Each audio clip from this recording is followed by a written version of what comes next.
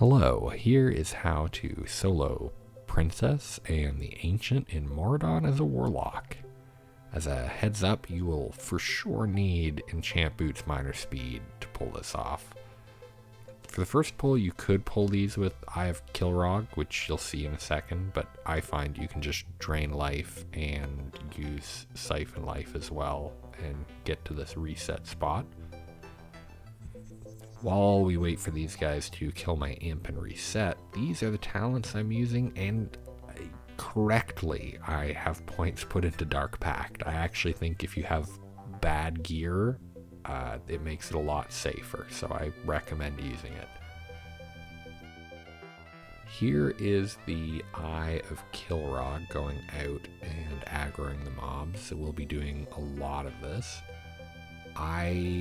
It took me a long time to get this quite right. Expect your Eye of Kilrog to die a lot as you're getting used to it. If this method is frustrating, you can also try aggroing them and pulling them back through that tunnel. Just go for the full channel of Eye of Kilrog if you do that. You can always jump down to the reset spot too from up here if something goes wrong. A little tip is to always face a direction that isn't going to run you off a ledge when you do Eye of Kilrog, because if it happens to get destroyed and you're holding down W, it's going to go right to your player character, and I have run off more cliffs than I would like doing that.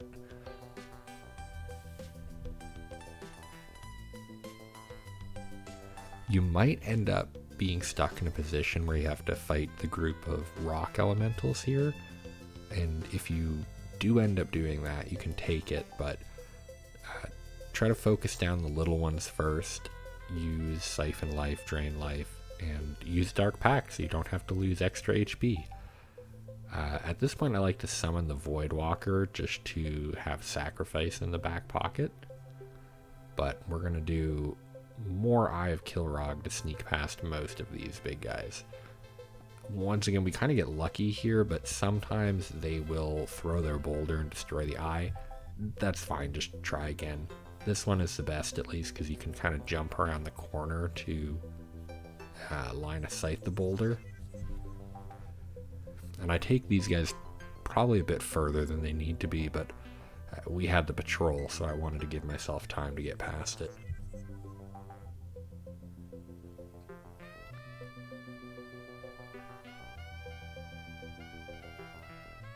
As we make our way down, we're going to do about the same thing for this next group of golems. You probably could just run forward through the end here, but this is all about playing it safe, so that's what we're doing.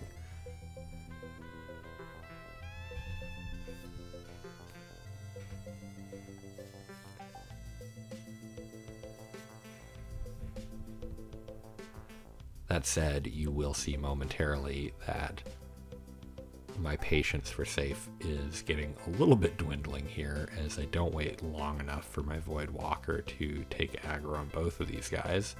But this is good, so you can see it gets scuffed and it's fine. I end up getting stunned twice trying to go to the reset spot here on the rock. You can just walk right up there, and these guys will eventually just evade and go back to their normal spots, but it can take a while. You can apparently log out and log back in here, but this is a good time to talk about the bosses a little bit. So for Princess, it's fairly straightforward. How I do it is I have the imp out, I don't use life tap, I use Dark Pact during it to keep my health up, and you basically are just going to put all your dots on her and run in circles. The thing that might be counterintuitive is you don't need to be too concerned about maintaining the drain life channel. It's great if you have it on there and you're restoring some health, but your main goal should be to be as far away from her as possible with your dots rolling. See, in this case, the threat of logging out was enough to get them to reset.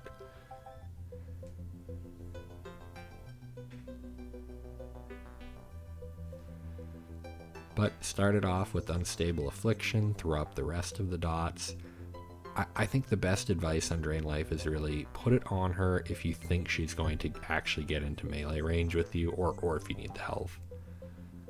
But ideally you do want to make as much space as possible for yourself.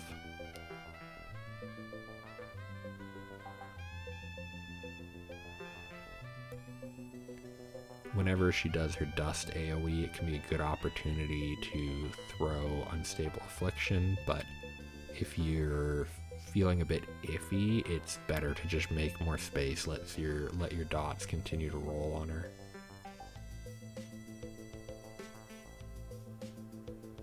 And I do really like the Dark Pact on this. She gets Thrash, so when she does eventually catch up with you, she hits you essentially 3 times at once, I think, and it hits for probably about 60% of my max HP, so I like having it as topped up as I can.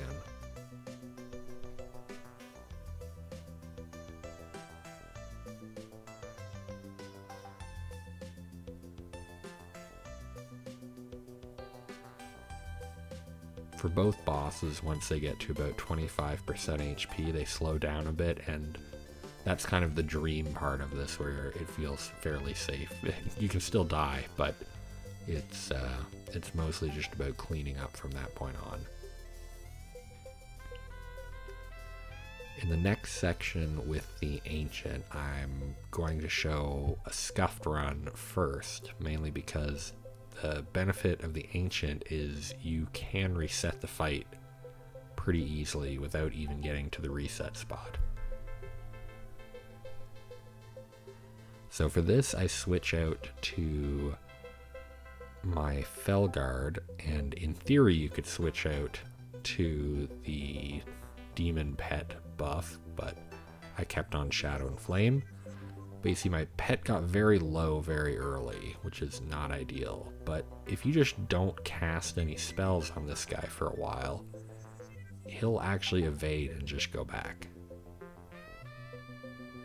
This is going to be important later when your pet dies and you want to keep Threat. You're going to want to throw out a lot of Searing Pains. But it's a good thing to be able to reset it if something goes wrong. So for this, I blow the horn, and then we open up with Immolate and throwing all the dots up. Send my pet in. I like the Felguard for this, both because he's got a decent bit of HP, but the Interceptor really helps him keep up with the boss. The boss will do a Fear, and that'll send him off in other directions. But basically, the game is to yo-yo the boss between yourself and the Felguard without letting it take too much damage. So you see like that, it reset off you, went to the Felguard, and when you cast any spell on it, it'll get threat back on you. And it's fast enough to catch up to you. It doesn't have any mechanics where it stops. So you can't let it sit on you and attack for very long. It'll definitely kill you. But by letting it yo-yo between yourself and the Felguard, it'll essentially buy you enough time. See, it jumps back to him. I was a little slow moving out here. But you just want to get space, throw out your dots, and basically maintain distance between yourself and the boss for as much time as you can. Once you get him down to 25% though, it becomes a lot easier. And at that point, your pet will most likely be dead. The Fear can definitely be the scary part. Similar advice on the Drain Life. When it looks like they're going to get into melee range with you, for sure have that rolling. But if you have distance, don't worry about being in range for it. Use the distance.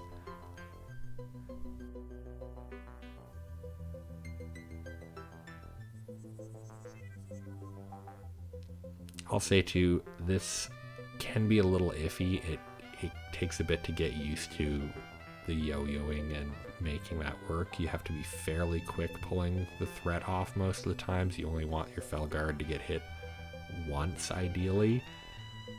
But if he dies around 25% or even close to 25%, you've probably got it in the bag. At this point, you're much faster than the boss, and you can just trail it around the room to take it out.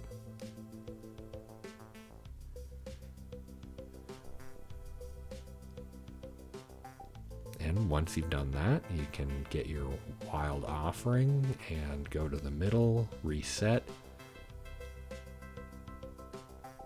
and start all over again. I find I usually end up having a scuff 50% of the time on this now. I'd say my runs are usually about 15 to 20 minutes, so not the quickest, but not bad. Are there other bosses you'd like to see soloed in poor gear? Let me know. Good luck.